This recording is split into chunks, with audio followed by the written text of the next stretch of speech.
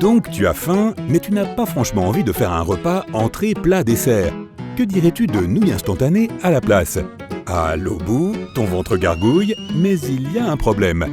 La tasse en polystyrène est cassée et les nouilles sont dehors. Attends, c'est quoi cet espace au fond de la tasse? Mais pourquoi? Cet espace est destiné à protéger les nouilles, ce n'est pas l'entreprise qui essaie d'économiser de l'argent ou quoi que ce soit du genre. Remarque comment le ramen dans les tasses n'est presque jamais cassé, alors que celui dans le paquet en ressort en mauvais état. Cette technique s'appelle une suspension intermédiaire. Les nouilles sont serrées pour éviter qu'elles ne soient écrasées dans le camion de livraison.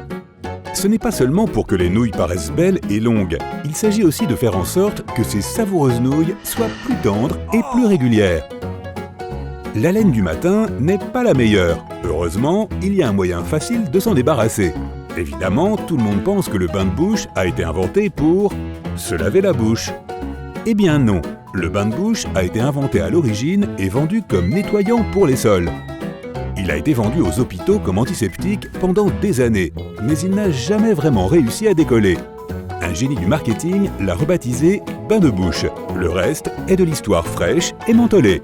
Donc, après avoir nettoyé tes dents, n'oublie pas que parfois, repositionner une marque peut être très efficace. Il est difficile d'imaginer un monde sans Internet de nos jours. Pas de streaming, pas de jeux en ligne, ni de photos de mignons petits chatons. Ouais, je sais que ce n'est pas pour ça qu'il a été conçu, mais qui s'en soucie, n'est-ce pas? Le prototype d'Internet s'appelait ARPANET, acronyme anglais d'Advanced Research Projects Agency Network, ou le réseau de l'agence pour les projets de recherche avancés. Cette machine était très sensible. Pour empêcher quiconque de l'éteindre, un scientifique intelligent a collé un morceau de papier sur elle avec ces mots percutants. Cette machine est un serveur, ne l'éteignez pas. C'était écrit à l'encre rouge, joliment dessiné. Le fait que ton professeur gribouille dans les marges de ton cahier n'est pas vraiment nouveau, sauf que les marges n'ont pas été conçues pour ça. C'est une protection contre les rats. À l'époque, les rats grignotaient constamment du papier, alors si on écrivait quelque chose sur le bord de la feuille, eh bien cela finissait dans le ventre d'un rat affamé. Quelques marges bien placées empêchaient tes meilleures réponses de se faire manger. Hey, je n'arrive pas à finir cette pizza, il est temps de couvrir ses restes. Heureusement, j'ai plein de films plastiques. Une petite traction, et le rouleau vient se détacher. Cool! Si tu regardes le carton d'emballage, cette longue et fine boîte, il y a une petite particularité qui peut t'aider. Un onglet en carton à chaque extrémité. Pousse-les vers l'intérieur et le rouleau ne pourra plus bouger d'un iota. C'est étrange que je ne les ai jamais vus avant.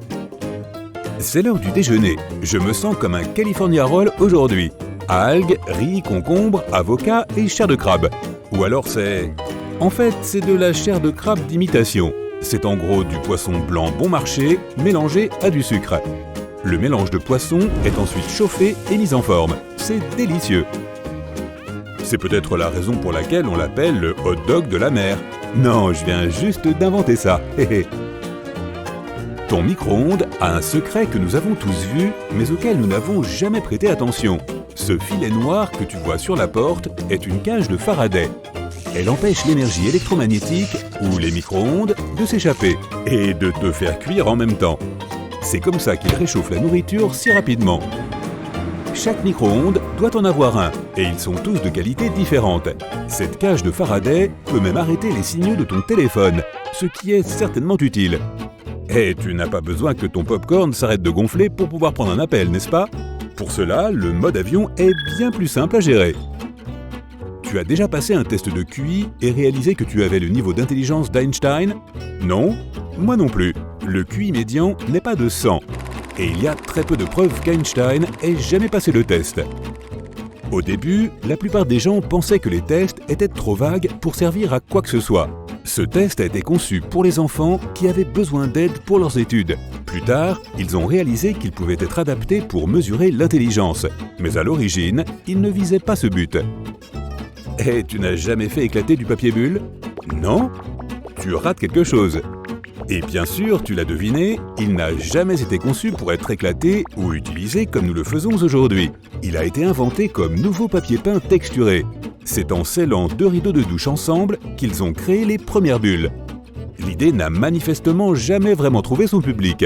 Après avoir échoué en tant que papier peint, il a découvert le véritable sens de sa vie. Ce papier peint pouvait protéger des objets fragiles. Lorsque les premiers ordinateurs ont été expédiés, le papier bulle était là pour les protéger. Tu trouverais ça cool ou pas? Laisse-moi un commentaire ci-dessous. Si tu possédais l'une des plus grandes entreprises du monde, qui vend l'un des produits les plus connus de la planète, comment garderais-tu le secret de ton entreprise? Un secret? La formule du Coca-Cola n'est même pas brevetée. La première recette l'était, mais quand ils ont fait des changements, aucun brevet n'a jamais été déposé. La formule secrète n'est réellement connue que de quelques personnes de l'entreprise.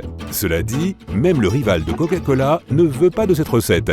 En 2006, un employé mécontent a tenté de vendre le secret, mais il n'a pas trouvé preneur. Hey, examine ton tout nouveau matelas. Tu vois l'étiquette « Ne pas enlever sous peine de poursuite judiciaire » ? Ce truc a l'air plutôt sérieux. Mais bonne nouvelle, les étiquettes ne sont pas pour toi. Elles sont destinées aux vendeurs du matelas. Il y a 100 ans, les fabricants de matelas créaient le rembourrage avec pratiquement n'importe quoi. Des poils d'animaux, des vieux lits d'hôpitaux ou encore des vêtements. Ensuite, des lois strictes ont empêché l'utilisation de ces matériaux bizarres. Les matelas d'hôpitaux étaient ainsi remplis de germes. Berk. Par temps de pluie, la pâte à modeler Play-Doh est géniale pour s'occuper à la maison. Mélange de la farine, de l'eau, du sel, du colorant alimentaire, et voilà. Toute personne créative peut se divertir avec pendant des heures. Bon marché, propre, non toxique, la pâte à modeler parfaite.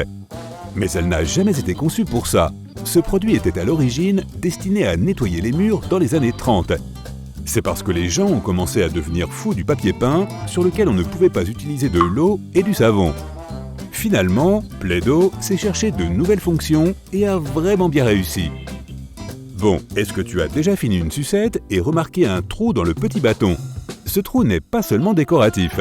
Et non, il n'est pas conçu non plus pour se transformer en instrument de musique.